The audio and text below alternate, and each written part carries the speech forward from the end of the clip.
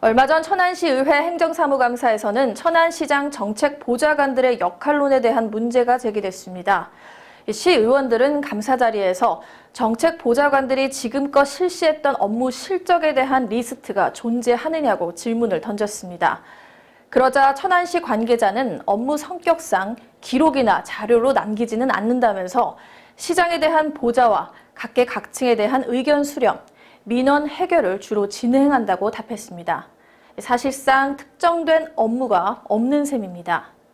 정책 보좌관들은 이 천안시가 진행하는 각종 사업과 관련 국비나 도비를 가져옴에 있어서 윤활유 같은 역할을 한다는 게 천안시의 설명입니다. 실제 천안시 정책 보좌관 중 일부는 국회 보좌진 출신들이 덜어 있어 이 같은 설명에 대한 타당성을 입증해주고 있습니다. 지난 지방선거 후 시장의 업무를 보좌하기 위해 정책 보좌관들이 다수 임명됐습니다. 이들은 정무직 혹은 임기제 공무원이긴 하지만 일반직 공무원들의 꿈이라고 할 수 있는 사무관 직급으로 활동합니다. 속칭 어공이 된 셈이죠. 얼마 전 지난 지방선거 당시 불거진 공직선거법 위반 혐의로 천안시장이 불구속 기소됐다는 소식이 전해졌습니다.